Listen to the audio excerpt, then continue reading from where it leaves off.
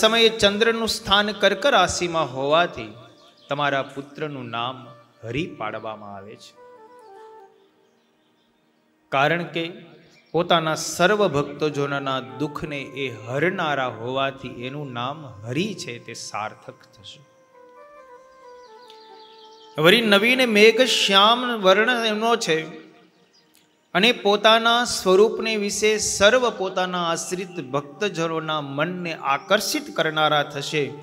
એટલા માટે અને વળી ચૈત્ર માસમાં એમનો જન્મ હોવાથી તમારા પુત્રનું બીજું નામ કૃષ્ણ પડશે. અને એ બંને હરિ અને કૃષ્ણ બંને નામો ભેગા થઈને હરિકૃષ્ણ એવું ત્રીજું નામ પડશે. તમારો આ પુત્ર ત્યાગ, તપ, જ્ઞાન, ધર્મ અને યોગમાં શિવ સમાન થશે. માટે આ તમારા પુત્રનું ચોથું નામ નીલકંઠ પડશે. આ છપૈયાની ભૂમિ ઉપર ભગવાનના 4 નામ પડ્યા: હરિ, કૃષ્ણ, હરિકૃષ્ણ અને નીલકંઠ. માર્કંડેય મહર્ષિએ જ ઘરનો ત્યાગ કર્યા પછી જે નામ પડવાનું હતું ને એ પહેલેથી પાડી દીધેલું છે. પણ આપણે મોટે ભાગે વનમાં ગયા પછી જ નીલકંઠના નામનો ઉચ્ચાર કરીએ છીએ. પણ એ નામ તો નાનપણમાં માર્કંડેય મહર્ષિએ પહેલેથી પાડેલું છે. પણ આપણે જ્યારે જ્યારે કથા કરીએ ત્યારે નીલકંઠ નામ ક્યારે આવે? વનમાં જાય ત્યારે આવે.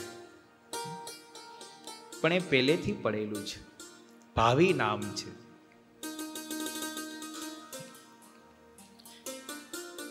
માર્કંડેય મહર્ષિએ શ્રી હરિના ગુણોનું વર્ણન કરતા કહ્યું: હે ધર્મદેવ, તમારો આ પુત્ર કથા સાંભળવામાં પૃથુ રાજાની સમાન થશે. ભક્તિથી વશ કરવામાં અમરીશ રાજા સમાન થશે. દાસત્વ ભક્તિમાં હનુમાનજી જેવા થશે. કાર્યાકાર્ય વિવેકમાં વિદુર સમાન થશે. તીવ્ર વૈરાગ્યમાં સુખદેવજી સમાન થશે. જ્ઞાનમાં જનક સમાન, ભગવત શરણમાં પ્રહલાદજી જેવા થશે. તમારો આ પુત્ર આત્મ સ્વરૂપનો બોધ કરવામાં કપિલ મુનિ સમાન થશે. સર્વમાંથી ગુણ ગ્રહણ કરવામાં એ દત્તાત્રેય જેવો તમારો પુત્ર થશે. અધર્મ સર્ગથી ભય પામવામાં યુધિષ્ઠિર સમાન, દયા અને ઉદારતામાં રંતિદેવ સમાન, ભગવાનનો નિશ્ચય કરવામાં નારદ સમાન, ચરણરજનું મહાત્મ્ય સમજવામાં અક્રૂર સમાન થશે. ભક્તનું મહાત્મ્ય સમજવામાં ઉદ્ધવજી સમાન થશે. તમારા પુત્રના ચરણ કમળની અંદર ઉર્ધ્વ રેખાદિક ચિહ્નો હોવાથી લાખો માણસોનો એ નિયંતા થશે. જેના ચરણમાં ઉર્ધ્વ રેખા હોય એ હજારો માણસો ઉપર નિયંત્રણ કરનારો બને. સદગુરુ નિષ્કુળાનંદ સ્વામીએ ચિંતામણીની અંદર એક એક ચિહ્નના લક્ષણો બતાવ્યા છે. આ પ્રમાણે પ્રભુના ગુણનું માર્કંડેય મુનિએ વર્ણન કર્યું. એમના ગુણો કેવા કેવા થશે, કોની સમાન થશે, બધી વાત કરી. માર્કંડેય મુનિ થોડી વાર મૌન રહ્યા ને એટલે ભક્તિ દેવીએ તરત પૂછ્યું: પ્રભુ, મારા પુત્રને પત્ની કેવી મળશે? સજી માને એવું તો હોય જ. સારી મળે તો વાંધો નહીં, નઠારી મળે તો પછી શું થાય તમને ખબર છે? ભગવાને સરસ મજાની કેટલી જોડીઓ ગોઠી છે. ભક્ત ચિંતામણીની અંદર વર્ણન આવે છે બદ્રિકાશ્રમને વિશે. જેને સહજ વેર વૃત્તિ છે એવા પશુઓ પણ સાથે રહે છે. નોળિયોને સર્પ હોય,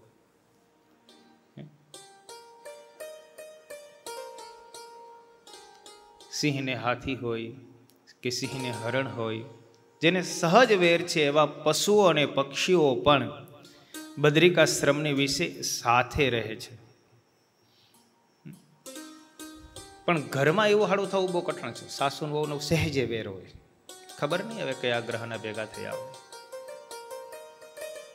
હોય જ. તમારો શું અનુભવ કહીશ? અમુક બાબતમાં તમારી સલાહ અમારે લેવી પડે.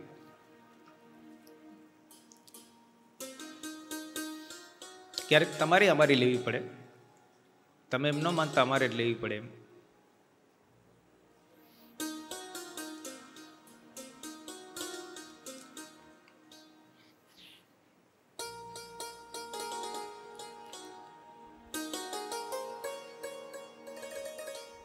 ભક્તિ માતાએ માર્કંડેય મુનિને પૂછ્યું, મારા પુત્રને પત્ની કેવી મળશે? મારી પુત્રવધુ કેવી હશે? માર્કંડેય મુનિ હાથ જોયો, ક્યાંય લગ્નની રેખા જ દેખાણી નહીં. કોરું કાટ હતું બધું. અમારે ક્યારેક હાથ જોવડાવો છે. અમારા બધામાં કોરું જઈશે તો જઈ આવ્યા ને.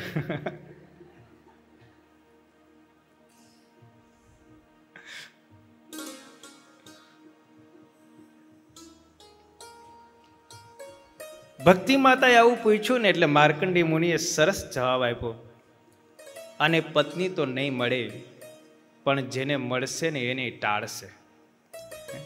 કેવું ભાગ્ય કહેવાય બોલો. માં યશોદાજીએ ગર્ગાચાર્યને પૂછ્યું તું, કૃષ્ણના હાથ જોવાય વળે ને ત્યારે નામકરણ વિધિ વખતે. એટલે માં યશોદાજીએ ગર્ગાચાર્યને પૂછ્યું કે મારા પુત્રને કેવી પત્ની મળશે? તો કેવી નહીં, કેટલી મળે એ કયો. જ્યાં પત્નીની રેખા હોય ને આખું ગૂંચડું હતું. માર્કંડેય ઋષિએ એક પછી એક ચશ્મા બદલાવ્યા, આમાં ગણતરી નથી થતી.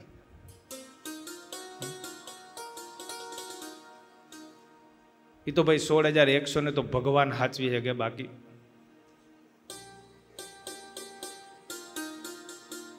એકમાં ધોરી દે તારા દેખાઈ જતા હોય તો શું કરવું? કા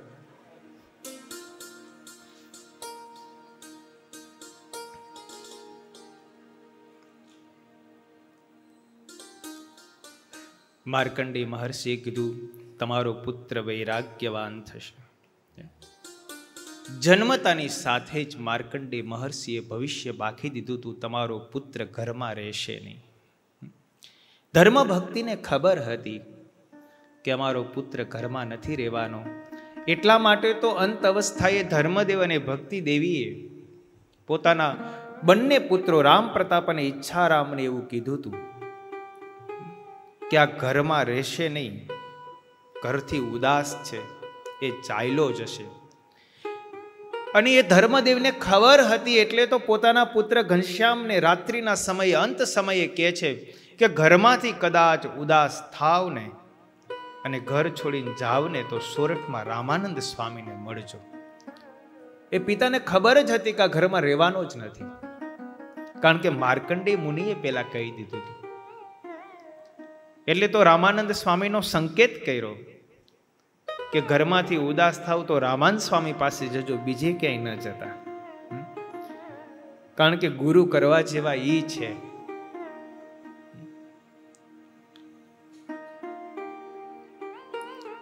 બાલ પ્રભુ ધીરે ધીરે મોટા થતા જાય.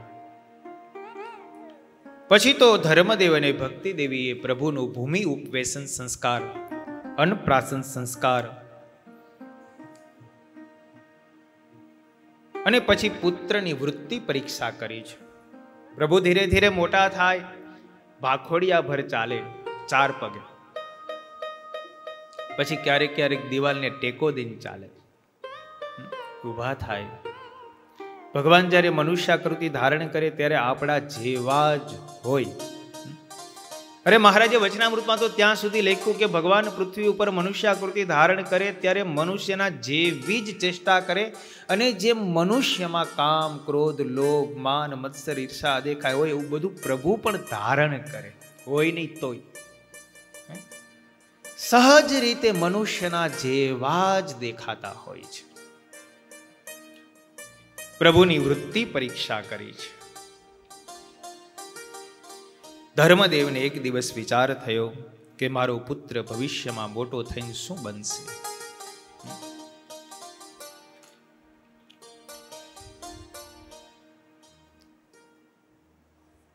એક દિવસ પિતાએ અને ભક્તિ દેવીએ એક બાજોઠ ઉપર 3 વસ્તુ મૂકી છે. તલવાર મૂકી છે, સોના મોહર મૂકી છે અને પુસ્તક મૂક્યું છે. ધર્મદેવ અને ભક્તિ માતા બાજોઠની પાછળના ભાગે બેઠા. આગળ ઘનશ્યામ હતા. ઘનશ્યામને ઈશારો કરીને માં ભક્તિ દેવીએ પોતાની પાસે બોલાવ્યા. 4 પગે ચાલતા ચાલતા પ્રભુ એ બાજોઠ પાસે આવ્યા અને બાજોઠમાં 3 વસ્તુ પડી હતી. ધર્મદેવ એમનું પરીક્ષણ કરતા હતા કે આ 3માંથી કઈ વસ્તુ ઉપર પોતાનો હાથ મૂકે છે. જેની પોતાને રુચિ હશે ને એની ઉપર એ પ્રભુ હાથ મૂકશે. પણ પ્રભુએ આવીને સીધો પુસ્તક ઉપર હાથ મૂક્યો. ધર્મદેવે વિચાર કરી લીધો કે મારો પુત્ર મહાન વિદ્વાન થશે. સોના મહોર ઉપર મૂક્યો હોત ને તો એમ વિચાર કરે કે મારો પુત્ર ધનાઢ્ય શેઠ બનશે. અને તલવાર ઉપર હાથ મૂક્યો હોત તો એવું અનુમાન કરે કે મારો પુત્ર રાજા થશે. ધર્મદેવ અત્યંત હર્ષિત થયા, કારણ કે પોતે બ્રાહ્મણ છે, વિદ્વાન છે, અને પોતાનો પુત્ર પણ વિદ્વાન થાય એવી અપેક્ષા હોય.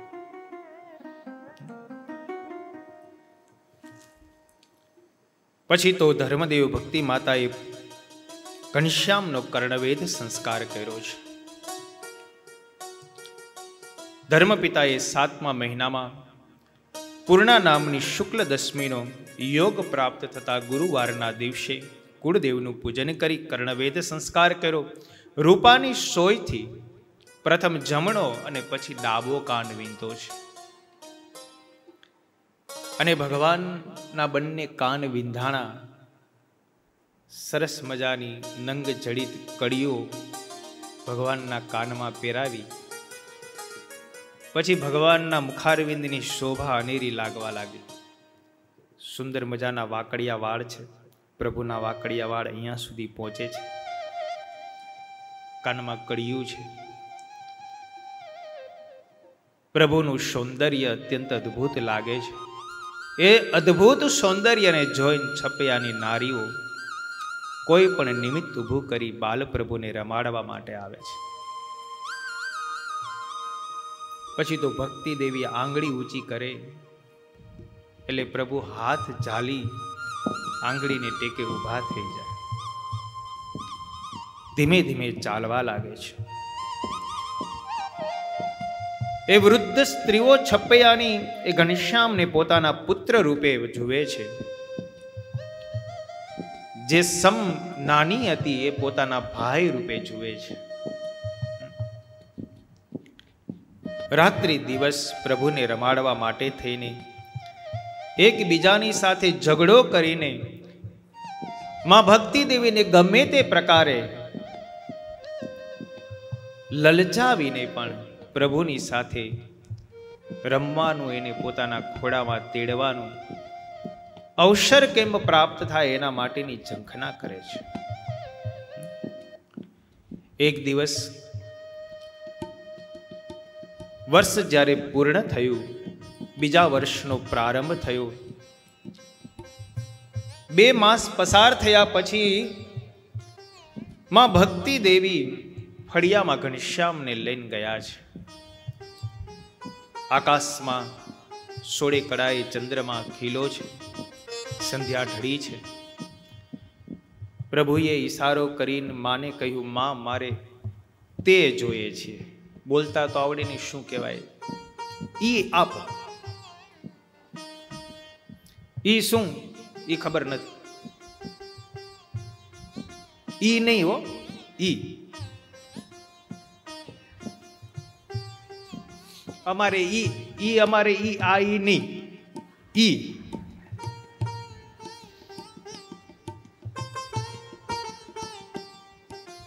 કેમ બધાને ખબર પડી જાય ને? જો સર્વનામની તાકાત કેવી છે. નામને બદલે ન વપરાય ને સર્વનામ કહેવાય. એ સર્વનામા સમજી જાય ને બુદ્ધિમાન કહેવાય. અમારે એને ન ભાવે. હું ન ભાવે ઝેર કોસલા.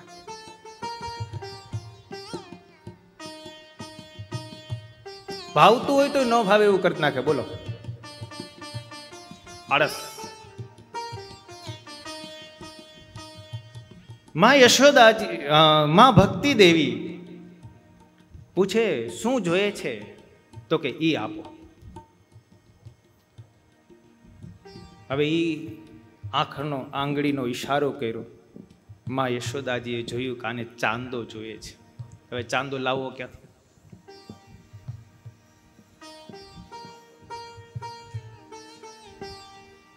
ભક્તિ દેવીએ કહ્યું કે એ તો આકાશમાં આપણે નીચે, એ અહીંયા ન આવે.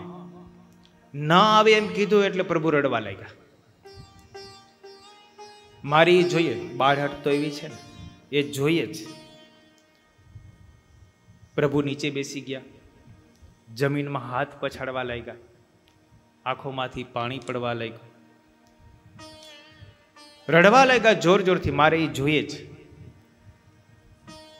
છપૈયાની સ્ત્રીઓ આવી ગઈ બાળ પ્રભુનું રડવાનું સાંભળીને. શું છે ભક્તિ? તો કે એને ચાંદો જોઈએ. લાવો ક્યાંથી? એમાં શું? હમણાં આપણે ના આપીએ, કેવી રીતે? એ ભક્તિ દેવીની એક સખી ગઈ, ઘરમાંથી થાળી લાવી, થાળીમાં પાણી નાખ્યું અને પાણીમાં પેલા ચાંદાનું પ્રતિબિંબ પડે એ રીતે થાળીને ગોઠવી. પછી ઘનશ્યામને કીધું, જો એ અહીંયા આવ્યો. અને ઘનશ્યામે એ થાળીમાં પાણીની ભરેલી હતી ને એમાં હાથ પછાડ્યા. રાજીના રેડ. બાળકને રાજી કરતા શું વાર લાગે? પ્રભુ રાજી થઈ ગયા, ચાંદાને પકડી લીધો ને.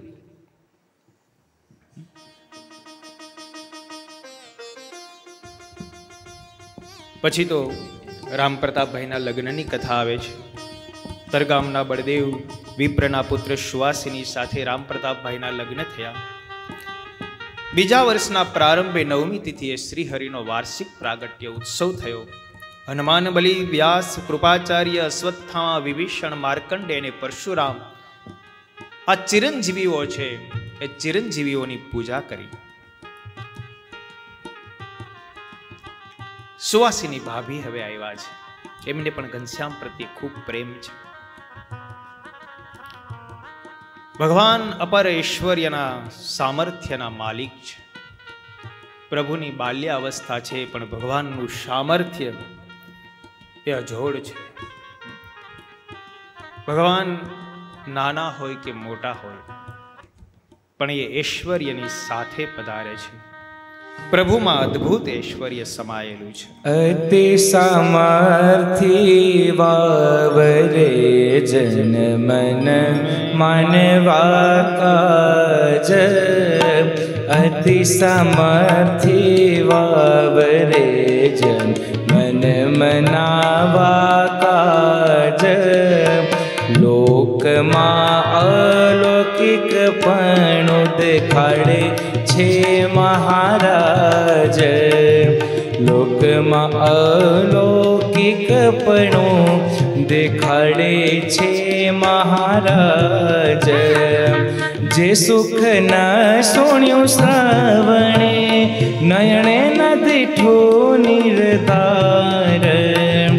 તે સુખ આપવા આવ્યા, કરવા અનેક જીવના કાજ. જે સુખ ન સુણ્યું શ્રવણે, નયણે ન દીઠું નિર્ધાર. તે સુખ આપવા આવ્યા, કરવા અનેક જનના કાજ. કરવા અનેક જનના કાજ. કરવા અનેક જનના કાજ. પ્રભુ બાળ સ્વરૂપે હોય તો એ ભગવાનમાં અપાર સામર્થ્ય ઐશ્વર્ય રહેલું હોય છે. એક વખતનો સમય છે. સુવાસિની ભાભી બાલપ્રભુ પારણામાં સૂતા છે, કોઈઢા છે. સુવાસિની ભાભીને થયું કે પ્રભુને હું રમાડવા માટે બહાર લઈ જાઉં. આવો મનમાં વિચાર કરી અને પ્રભુ જે ઓરડાની અંદર પારણિયામાં સૂતા છે ને ત્યાં આવે છે. એક દિવસ સુવાસિની બાઈ પારણેથી તેડા સુખદાયી, તે તો લઈ ગયા દૂર ખેલાવા, ભક્તિ માતા એવા ધવરાવવા. પ્રભુ પારણામાં સૂતા હતા. તે સુવાસિની ભાભી પ્રભુને ઊંચકી અને 12 ફળિયામાં થોડી દૂર પ્રભુને રમાડવા માટે લઈ ગયા. આ બાજુ સુવાસિની ભાભી 12 રમાડે છે અને ભક્તિ માતા ઓરડામાં આવ્યા. ભક્તિ માતાને થયું કે મારો પુત્ર ભૂખો થયો હશે, તે લાવને થોડું સ્તનપાન કરાય આવું. તેમાં ભક્તિ દેવી જ્યાં ઓરડામાં આવ્યા ને તો પ્રભુ પારણામાં સૂતા હતા. અને પ્રભુ પારણામાં સૂતા પોતાના પુત્રને ખોળામાં લીધો અને જ્યાં સ્તનપાન કરાવે છે ત્યાં સુવાસિની ભાગી ફળિયામાંથી ઘનશ્યામને રમાડતા રમાડતા ઓરડામાં આવ્યા. આ બાજુ માં ભક્તિ દેવી ઘનશ્યામને સ્તનપાન કરાવે ને આ બાજુ સુવાસિની ભાભી રમાડે. ભગવાનમાં જો કેવું અપાર સામર્થ્ય છે. 2 સ્વરૂપે માં ભક્તિ દેવીને અને સુવાસિનીને દર્શન આપ્યા. હજી વિચાર કરે ન કરે તા તો સુવાસિની ભાભીના હાથમાં જે સ્વરૂપ હતું ને એ સ્વરૂપ માં ભક્તિ દેવીના ખોળામાં સમાઈ ગયું. આવું અચરજકારી આશ્ચર્ય પ્રભુએ બાલ્ય અવસ્થામાં બતાવ્યું.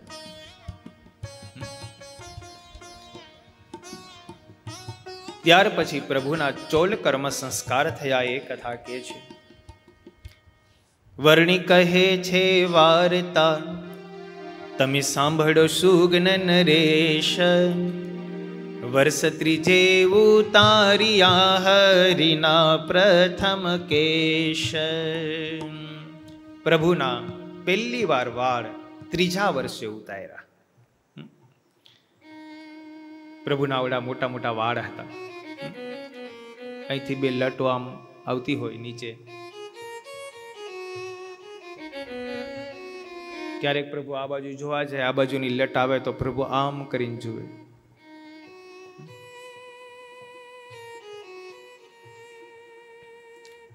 વદી 5મ જેઠની આવી, સગા વહલાને નાત તેડાવી, તેડા કુરગુરુને પણ પ્રીતે, ચોલ કરવા કરાવા સુરીતે.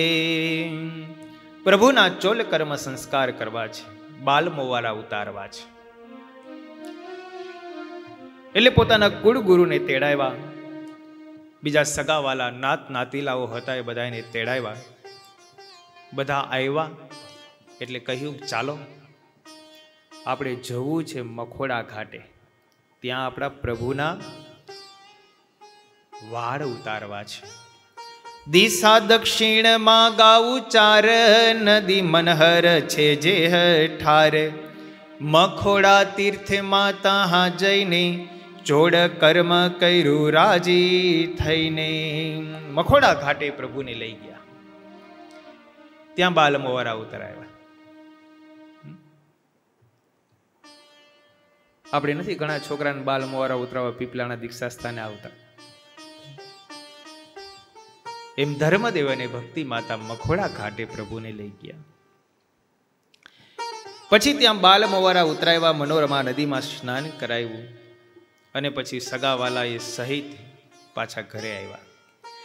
ઘેર આવીને સૌને જમાડ્યા, ઘણા દ્વિજને સંતોષ પમાડ્યા, સૌની સરભરામાં રહ્યા માય, ભૂલા પુત્રની સંભાળે ત્યાંય. સગાવાલા બહુ આવ્યા હતા, બધાની સરભરા કરવામાં, બધાને જમાડવામાં માં વ્યસ્ત રહ્યા.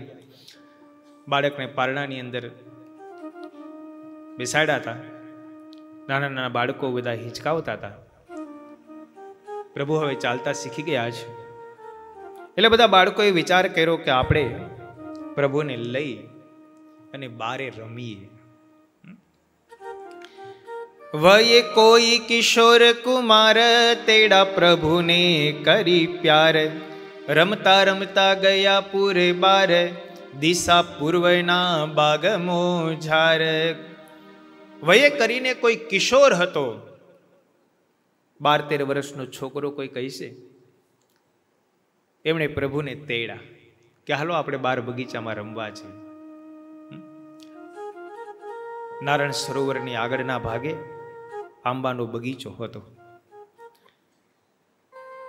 અહીંયા ધર્મદેવ અને ભક્તિ માતા બધા આવેલા મહેમાનોને સાચવતા હતા, એની સરભરામાં હતા, એને જમાડવામાં બધા વ્યસ્ત હતા.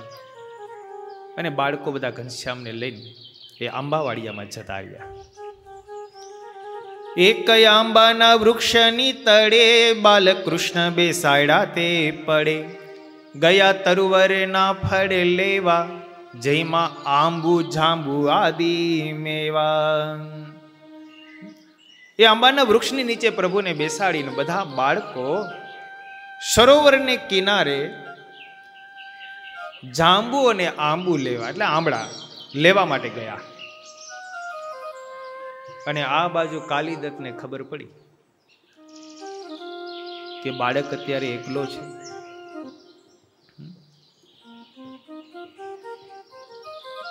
કોઈ એની પાસે છે નહીં.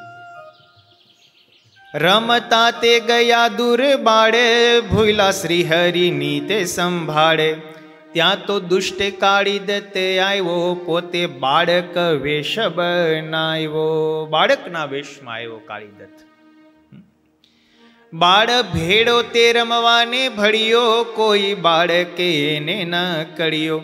પછી આવ્યો પ્રભુ બેઠા ત્યાંય, મારવાની ઈચ્છા મન માય.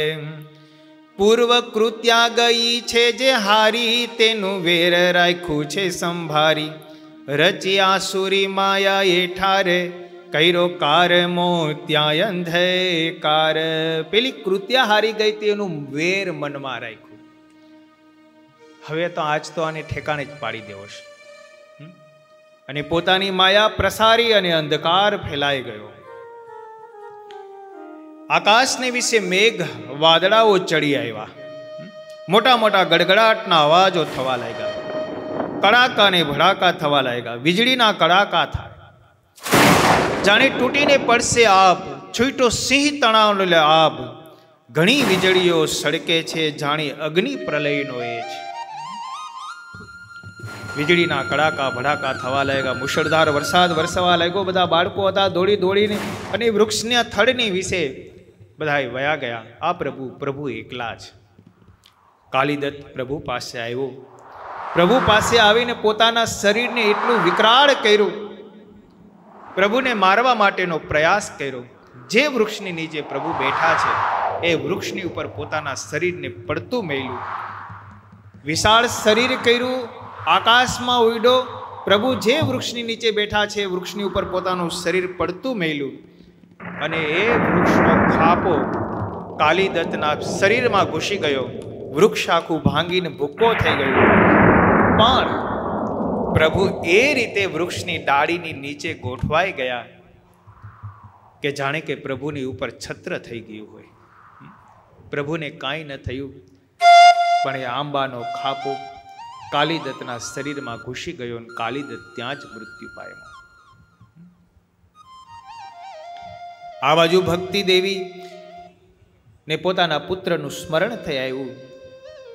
જ્યાં ઘરની અંદર જાય, ફળિયામાં જુએ, પોતાનો પુત્ર મળે નહીં. આ બાજુ કાલિદત્તનું મૃત્યુ થવાની સાથે જ બધી માયા શાંત થઈ ગઈ. બધા બાળકો બહાર આવ્યા. જે વૃક્ષની નીચે જોતા પ્રભુને બેસાડ્યા હતા એ વૃક્ષ સામે જોયું તો વૃક્ષ ભાંગીને ભૂક્કો થઈ ગયો. બધા બાળકો ચિંતાતુર થયા. દોડતા દોડતા ધર્મ ભુવન પાસે આવ્યા. બધા બાળકો આક્રંદ કરે, રડવા લાગ્યા. ધર્મ ભક્તિ બધા ચિંતાતુર છે. કોઈકે પૂછ્યું, કેમ તમે બધા રડો છો? બાળકે રડતા રડતા કહ્યું કે મેં ઘનશ્યામને અહીંથી લઈને ગયા હતા, જે વૃક્ષની નીચે રાખ્યા હતા એ વૃક્ષ તો પડીને ભૂક્કો થઈ ગયું છે. પ્રભુ નીચે કચડાઈ ગયા છે. રાત્રિ થવા આવી હતી. બધા હાથમાં ફાનસો લઈ લઈ આવેલા આગંતુક મહેમાનો, ધર્મ ભક્તિ અને છપિયાપુરના લોકો બધા લાકડીઓ લઈ લઈ અને આંબાવાડિયામાં ગયા. ચારે બાજુ શોધવા લાગ્યા, પણ પ્રભુ ક્યાંય મળતા નથી.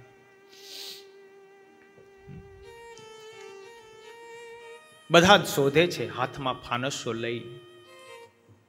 એમાં મામીએ દૂરથી કૃષ્ણને જોયા. આ બાજુ પ્રભુ રડતા હતા. ધર્મદેવીની બીજી 12 પત્નીઓ હતી. એ પત્નીઓને વિચાર થયો કે ભક્તિના સુત અત્યારે એકલા છે, રડે છે. એને રમાડવાનો સમય પછી આપણને મળે કે ન મળે, અત્યારે એકાંતમાં છે તો આપણે બધા જઈએ. એ ધર્મદેવીની 12 પત્નીઓ આવી ઘનશ્યામને ઉંચકા. ભૂખ લાગી હતી, પ્રભુને સ્તનપાન કરાયું. ત્યાં મામી ને દૂરથી જોયા ને એટલે ધર્મની બીજી સ્ત્રીઓ દિવ્ય રૂપે આવી હતી. એમણે પ્રભુને નીચે મૂક્યા, અદૃશ્ય થઈ ગઈ. મામીએ જોયા એટલે તરત દોડીને હરિકૃષ્ણને પોતાના હાથમાં લીધા. ભક્તિને અવાજ કર્યો, હે ભક્તિ, તારો પુત્ર તો અહીંયા છે. મામીએ લીધા બાલે મુકુંદ, અતિસેવુર ઉપજ્યો આનંદ. જઈને માતાને સોયપા કુમાર, માએ આપ્યો મોતીનો હાર. ભક્તિ માતાએ પોતાના કંઠમાં પહેરેલો મોતીનો હાર મામીને આપ્યો. હરખ્યા માત પિતાયની ભ્રાત, હરખ્યા સૌનરે નારી જાત. જેમ નેણ ગયા ફરી પામે, ધન જેમ ગયું ફરી જામે. જેમ દે કોઈ જીવન દાન, વૈધો આનંદ એ જ સમાન. વળી વૃક્ષ તપાસિયા ફરી, દૈત્ય દીઠો દૈત્ય ગયેલો ત્યાં મરી. જ્યારે બીજા વૃક્ષ તપાસ્યા, કોઈ બાળક રહી તો નથી ગયું ને, ત્યાં તો કાલિદત્તને મરેલો જોયો. પછી તો બાળકોને બધું વૃત્તાંત પૂછ્યું, બાળકોએ બનેલી ઘટનાની વાત કરી. ધર્મદેવ અને ભક્તિ દેવીને પોતાનો પુત્ર સુરક્ષિત જ્યારે પ્રાપ્ત થયો ત્યારે અત્યંત હર્ષિત થયા. 3જા વર્ષના પ્રારંભે જેઠવદી 5મના ઘનિષ્ઠ નક્ષત્રમાં એ ચોલકર્મ સંસ્કાર સંપન્ન થયો. ધર્મદેવ મનમાં વિચાર કરે છે કે આપણા પુત્ર ઉપર અહીંયા છપૈયામાં અનેક પ્રકારની ઘાતો આવી છે. 6 દિવસના હતા એ સમયે કૃત્યાઓ લઈ ગયા. આ કાલિદત્ત આપણા પુત્રને મારવા આવ્યો હતો, પણ પ્રભુની રક્ષા થઈ, આપણા બાળકની રક્ષા થઈ ને એ મરાણો એના પાપે. હવે આપણે અહીંયા રહેવું નથી. અને ધર્મદેવ, ભક્તિદેવી, રામ પ્રતાપભાઈ બધાએ ઘર પર્યાણ કર્યું કે આપણું એક ઘર અયોધ્યામાં છે, રામની પવિત્ર ભૂમિ છે, તો આપણે બધા અયોધ્યા જતા રહીએ. રાત્રિના સમયે નક્કી કર્યા પછી ધર્મદેવે બીજે દિવસે સવારે છપૈયાવાસી લોકોને કહ્યું કે હવે અમારે અહીંયા રહેવું નથી. અમારો પુત્ર, એની ઉપર અનેક પ્રકારના વિઘ્નો અહીંયા આવે છે, માટે અમે અહીંથી નીકળી જઈએ. ગાડાવાળાને બોલાવ્યા, ઘરની બધી સામગ્રીઓ ગાડામાં ગોઠવા લાગ્યા. છપૈયાવાસી નારીઓને બાળકો કહેવા લાગ્યા કે તમે ઘનશ્યામને લઈને જતા રહેશો તો અમે અહીંયા શું કરીશું. ધર્મદેવ મક્કમ હતા પોતાના નિર્ણયમાં. બધા છપૈયાવાસીઓને સમજાવ્યા, અહીંથી અયોધ્યા કંઈ દૂર નથી, આ પણ અમારું જ ઘર છે, વારે વારે અમે અહીંયા ઘનશ્યામને લઈને આવીશું, અને તમે કોઈ કામ પ્રસંગે અયોધ્યા આવો તો અમારા ઘરે અચૂક આવજો, તમને ઘનશ્યામ રમવા મળશે, એને તમે રમાડજો, આનંદ લેજો. ધર્મદેવે એ રીતે બધાને સમજાવ્યા અને બધી જ વસ્તુ ઘર સામગ્રી ગાડામાં ભરી રામ પ્રતાપભાઈ, ધર્મદેવ, સુવાસિની ભાભી, માં ભક્તિ દેવી પોતાના પુત્ર ઘનશ્યામને લઈને ગાડામાં બેઠા છે. ગાડામાં ધીરે ધીરે છપૈયાથી ચાલતા થયા. મખોડા ઘાટ આવ્યું, બધા નીચે ઉતરા, તીર્થના દર્શન કર્યા, જળમાં સ્નાન કર્યું, પાછા ગાડામાં બેઠા. સંધ્યા થવા આવી તે સમયે સરયુ નદીના કિનારે પહોંચ્યા છે. સરયુ નદીના સામા કિનારે અયોધ્યા નગરીના મોટા મોટા મહેલો દેખાઈ રહ્યા છે. બાલ ઘનશ્યામે આ કાંઠેથી જોયું, મોટા મોટા મહેલો, ઝરૂખાઓ, અને ઝરૂખાઓ ઉપર દીવાઓ બળી રહ્યા હતા. એ જોઈને ઘનશ્યામ અત્યંત હર્ષિત થયા. બહુ આનંદ થયો કે આવા મોટા મોટા મહેલો તો છપૈયામાં હતા નહીં. ત્યાં તો એક નાવિક દોડતો દોડતો આવ્યો, ધર્મદેવ પાસે આવીને કહે છે, સરયુ પાર કરવી છે ને? તો કે હા. લાવો તમારા ગાડામાં રહેલો સામાન બધો હમણાં જ નાવમાં મૂકી દો. અને નાવિકે બધો સામાન લીધો, નાવમાં વ્યવસ્થિત ગોઠવો. ધર્મદેવને કહ્યું કે આવો મારી નાવમાં બેસો. ધર્મદેવ બેઠા, રામ પ્રતાપભાઈ બેઠા, સુવાસીની ભાભી બેઠા. માં ભક્તિ દેવીએ ઘનશ્યામ સુવાસીની ભાભીને આપ્યા અને પછી માં ભક્તિ દેવી નાવમાં બેઠા. બધા ગોઠવાઈ ગયા એટલે ભક્તિ દેવીએ કહ્યું કે લાવો ઘનશ્યામને મારા ખોળામાં રહેવા દો. નાવિકે ધીરે ધીરે નાવ શરૂ કરી. ધર્મદેવ નાવિકની સાથે વાર્તાલાપ કરે છે.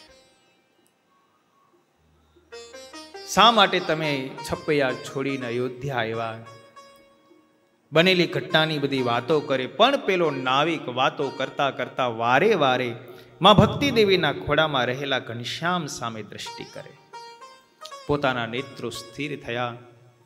પોતાના પૂર્વ જન્મની કોઈક સ્મૃતિઓ યાદ આવતી હોય એવું નાવિકને લાગ્યું કે રામા અવતારની અંદર આ જ સ્વરૂપને મેં એક વાર નાવ પાર કરાવી હતી, પણ ફરીવાર આવવાનું મને વચન આપ્યું હતું. એ પ્રભુ ફરીવાર મારી પાસે આવ્યા નહોતા. મને પોતાની કિંમતી વીંટી એ સમયે આપેલી હતી. મને લાલચ આપીને એ પાછા આવ્યાની જતા રહ્યા. પણ આ વખતે પ્રભુ પાસે મારે કોઈ લાલચ લેવી નથી. એ ઘનશ્યામની સામે પોતાની દ્રષ્ટિ સ્થિર કરી. ધર્મદેવ બરાબર સરયુ નદીના મધ્ય ભાગમાં નાવ પહોંચી.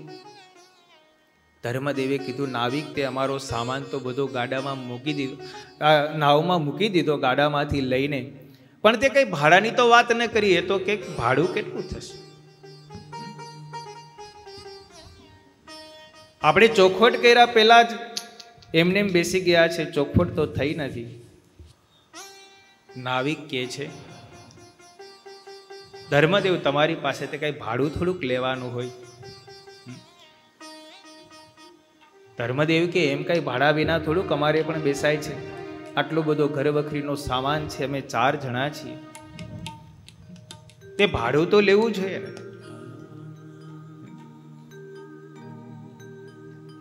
નાવિક બહુ બુદ્ધિમાન હતો. નાવિકે કીધું, ધર્મદેવ નાતીલાને કઈ નાતીલાનું ભાડું થોડુંક લેવાનું હોય? ધર્મદેવ કઈ સમજા નહીં એટલે નાવિકને કીધું, નાવિક તું શું કહેવા માંગે છે? હું કઈ તારો થોડોક નાતીલો છું? અમે બ્રાહ્મણ છીએ, તું નાવ ચલાવનારો છું, અમે તારા નાતીલા થોડા કહેવાય કઈ? નાવિક કહે છે, હું તમારી વાત નથી કરતો, પણ તમારા પુત્રની વાત કરું છું. તમે ભલે એને ઓળખતા હો કે ન ઓળખતા હો, પણ હું તો સરયુને પાર કરનારો એક સામાન્ય નાવિક છું. પણ તમારો આ પુત્ર છે ને, એ તો ભવસાગરને પાર કરનારો મહાન નાવિક કહેવાયો છે. એ નાતીલાને કઈ નાતીલાનું ભાડું થોડુંક લેવાનું હોય? બસ મારું ભાડું એટલું કે હું તમને સરયુ પાર કરાવી દઉં અને તમારા પુત્રની પાસે એટલી પ્રાર્થના કરું કે મારો ભવસાગર પાર કરાવી દે. જગદીશ આનંદ બ્રહ્મચારીએ બહુ સુંદર આ સંવાદનું એક કીર્તન રચ્યું છે. બાડો બાડો બાડો રે નહીં લવવું નાવનો બાડો, બાડો બાડો બાડો રે નહીં લવવું નાવનો બાડો. પાર સામે મફત પહોંચાડું રે નહીં લવવું નાવનો બાડો. પાર સામે મફત પહોંચાડો રે નહીં લવ નાવનો બાડો.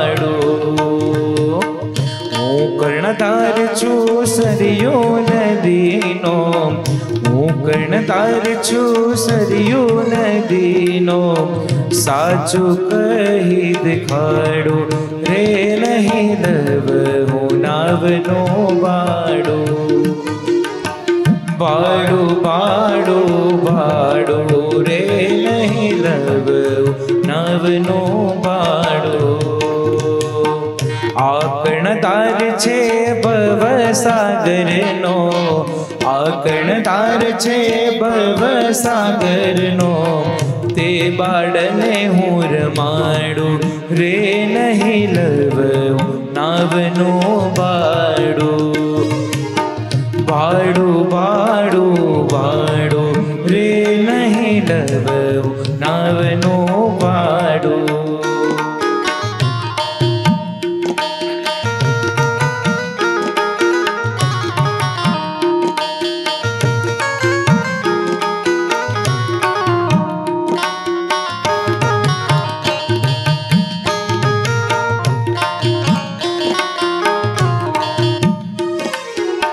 ભાડાના બદલે રમાડવા દ્યો ને, ભાડાના બદલે રમાડવા દ્યો ને, માનસ મોટું સપાડું રે નહીં લવ નાવનો બાડો.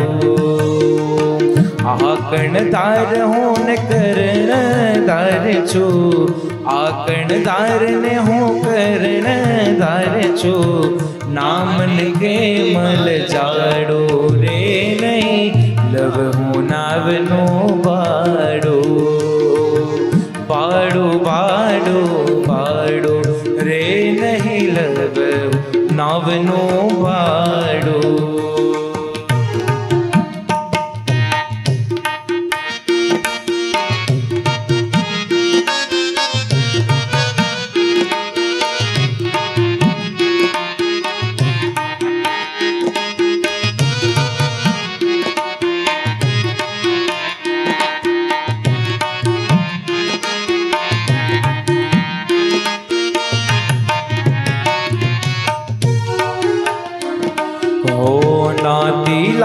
નાતીલાનું ભાડું ન લેવું, નાતીલાને નાતીલાનું ભાડું ન લેવું, તે રીત કે મટાડો રે નહીં લવ હું નાવનો બાડો.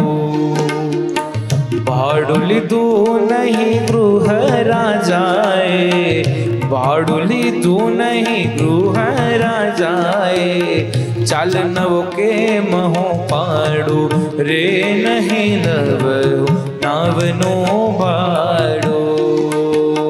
બાડો બાડો બાડો રે નહીં લવ હું નાવનો બાડો. કુટુંબ સહિત હું તમને ઉગારું, કુટુંબ સહિત હું તો તમને ઉગારું, કહો તો ઉતારું ગાડું રે નહીં લવ હું નાવનો બાડો.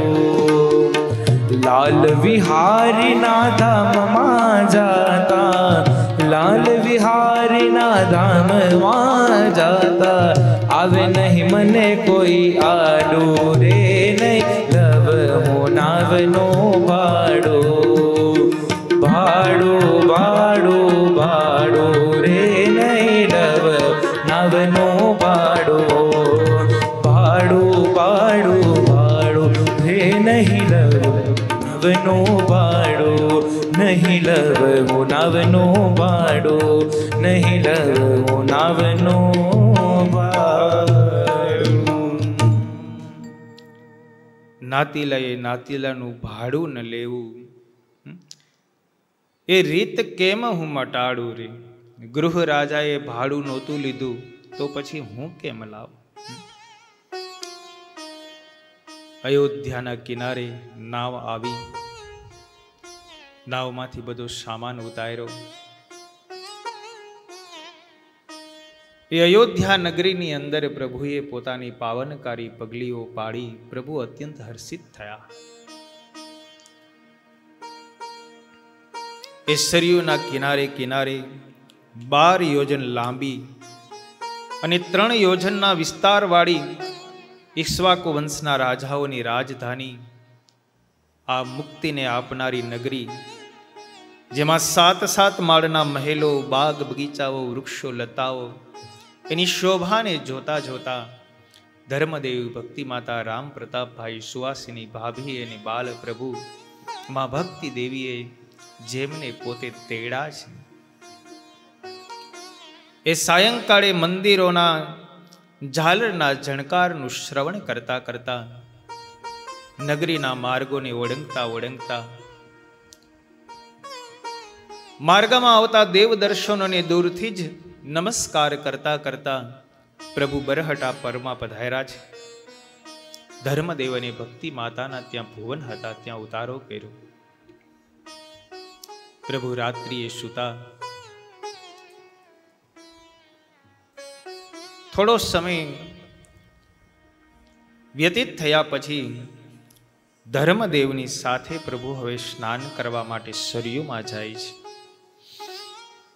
શ્રી હરિની બાલ્યાવસ્થાથી જ એવો સહજ સ્વભાવ હતો. દેવ દર્શન કરવા ગમે, મંદિરોમાં જવું ગમે, સાધુનો સમાગમ ગમે, શાસ્ત્ર વાંચન કરવું ગમે. બાલ્યાવસ્થામાંથી જ બુદ્ધિ પ્રતિભા એટલી બધી તેજ હતી. એકવાર જે કથાને શ્રવણ કરતા તે પ્રભુ ક્યારેય વિસારતા નહીં. હવે પ્રભુ ધીરે ધીરે મોટા થયા છે. પ્રભુની 5-6 વર્ષની ઉંમર થઈ છે. એક વખત અયોધ્યાથી પિતા ધર્મદેવની સાથે કોઈ કામ પ્રસંગે ધર્મદેવને છપૈયા આવવાનું થયું. એ સમયે ઘનશ્યામ પણ છપૈયા આવ્યા છે. છપૈયામાં પોતાના જે મિત્રો હતા, ઘનશ્યામને જોયા એટલે બધા મિત્રો ઘનશ્યામનો હાથ પકડીને ટોળે વળ્યા. ધર્મદેવને કહેવા લાગ્યા કે અમે ઘનશ્યામને લઈ જઈએ છીએ અને સરોવરને કિનારે અમે થોડી વાર રમીશું. ધર્મદેવે અનુમતિ આપી. બધા મિત્રોની સાથે ઘનશ્યામ મીન સરોવર ગયા છે. આ બાજુના ભાગે મીન સરોવર છે. એ મીન સરોવરના કિનારા ઉપર એક માછીમાર માછલા પકડતો હતો. માછલાનો મોટો બધો ટોપલો હતો. ઝાડ બિછાવે, માછલા જે પણ કઈ આવે ને પકડી પકડીને ટોપલામાં ભરે. બાળકો બધા થોડે દૂર મેદાન હતું, એ સરોવરના કિનારે વૃક્ષોની ઘટાદાર છાયામાં રમી રહ્યા હતા.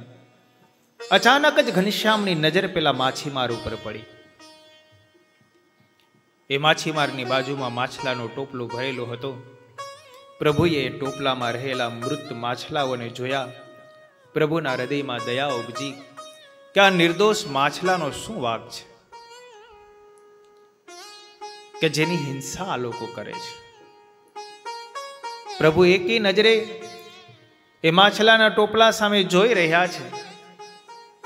આ બાજુ બધા બાળકો ખેલે છે. બધા બાળકોએ કહ્યું, ઘનશ્યામ શું કરે છે?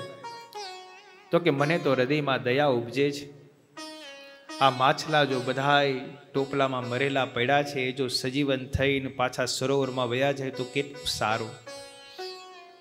આવું જ્યાં હજી ઘનશ્યામ બોલે ન બોલે, પોતાનું વાક્ય પૂરું કરે ન કરે, તા તો એ ટોપલામાં રહેલા બધા માછલાઓ સજીવન થયા અને કૂદી કૂદીને સરોવરમાં પડ્યા. પેલો માછીમાર માછલા બીજા પકડીને જ્યાં આવે ટોપલામાં જુએ તો ટોપલો ખાલી. એટલે માછીમાર ત્યાં રમતા બધા છોકરાઓ પર ક્રોધાયમાન થયો ને, લે છોકરાઓ મારા ટોપલામાં રહેલા માછલાને ક્યાં નાખ્યા છે? અહીંયા આવો, તમને બધાની હવે ખેર નથી.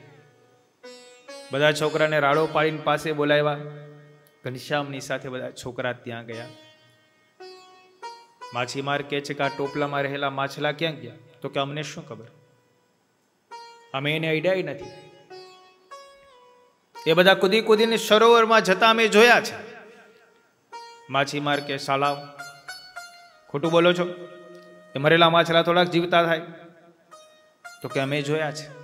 આ ઘનશ્યામ એવું બોલ્યા કે બધા ટોપલામાં રહેલા માછલા જીવતા થાય તો કેટલું સારું, અને બધા સજીવન થઈને સરોવરમાં પડતા અમે જોયા છે. એટલે પેલો માછીમાર ઘનશ્યામ પાસે આવ્યો. એ પેલા તે આ માછલાની સામે દ્રષ્ટિ કરી અને માછલા સજીવન થઈને સરોવરમાં પડ્યા, બધા કહે છે સાચું? તો કે હા. ઘનશ્યામ કે આ નિર્દોષ માછલાને મારીને કાપીને ખાવ તો તમને પાપ કેવું લાગે? પેલા એ પાપના હવાયા, અમને પાપ બાપ કાંઈ ન લાગે. ઘનશ્યામ કે આ નિર્દોષ માછલાને મારશો તો તમારે યમપુરીમાં દુઃખ ભોગવવા પડશે, જમણા માર પડશે. હવે જમણા જોયા, એ બધું ખોટું. જમણા શું કરવાના અમને? આવું જ્યાં બોલ્યો ને ભગવાને દ્રષ્ટિ કરી એ માછીમાર સામે, માછીમારને સમાધિ થઈને યમપુરીમાં ગયો. એ યમપુરીમાં એના કાકા ઉભા હતા, મોટા મોટા ધોકા લઈ. પ્રભુને તો ઈશારાની જરૂર હતી, એવો માર્યો. અહીંયા એનું શરીર ઉછળે. બધા બાળકો કે આ શું થાય છે? ઘનશ્યામ કે મેથી પાક પડે, નિરત રાખો.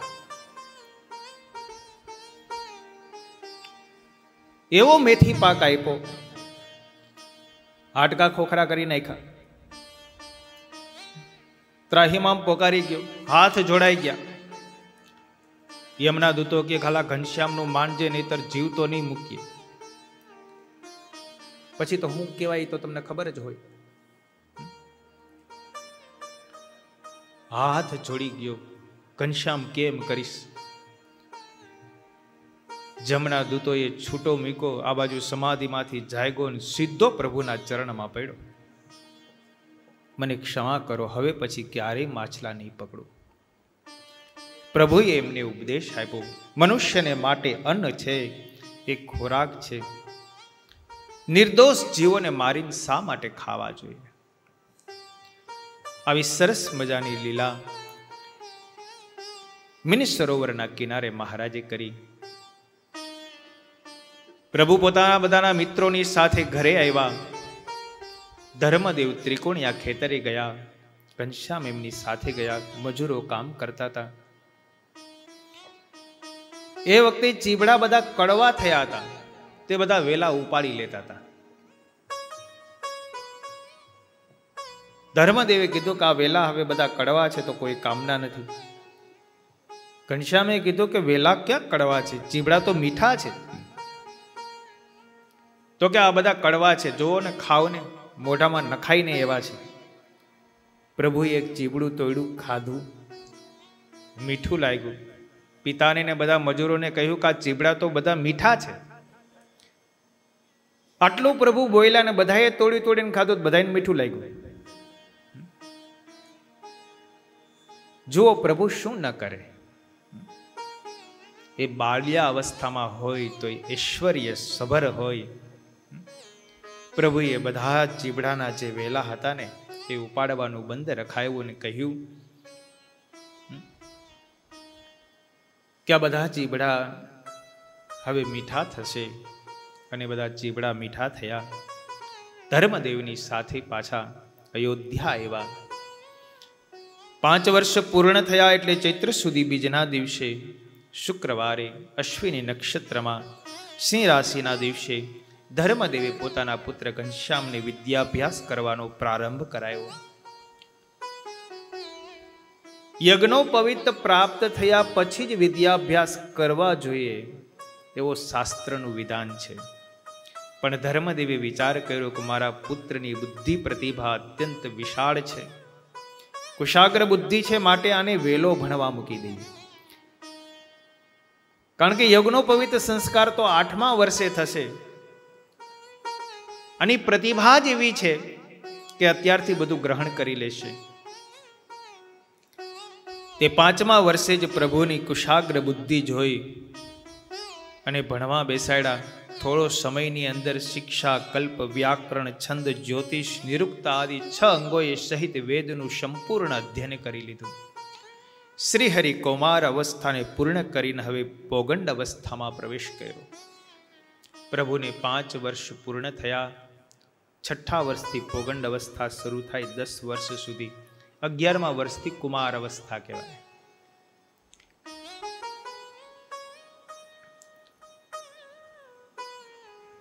શ્રી હરિ જ્યારે 6 વર્ષના થયા વૈશાખ સુધી બીજના રવિવારે પ્રાતઃકાળે બ્રાહ્મ મુહૂર્તમાં ભક્તિ દેવીએ ત્રીજા પુત્રને જન્મ આપ્યો.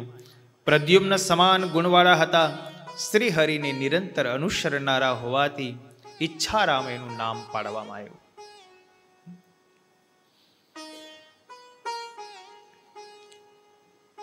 કહી 5 વર્ષની વ્યવસ્થા અને ઉતરી કુમાર અવસ્થા.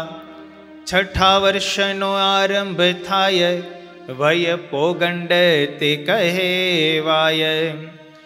સુધી વૈશાખી બીજ ગણાય ત્યારે જન્મા ઈચ્છારામ ભાય.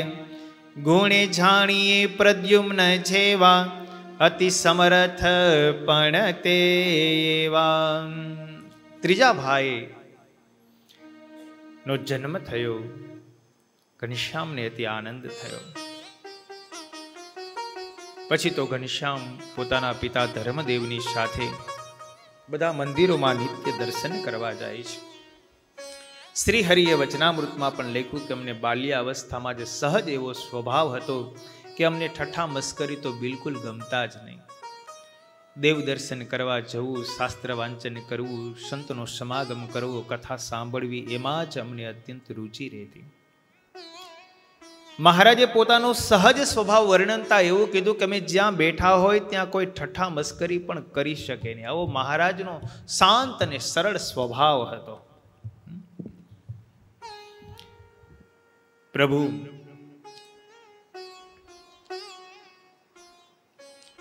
નિત્ય પ્રત્યે દરેક મંદિરોમાં દર્શન કરવા જાય છે.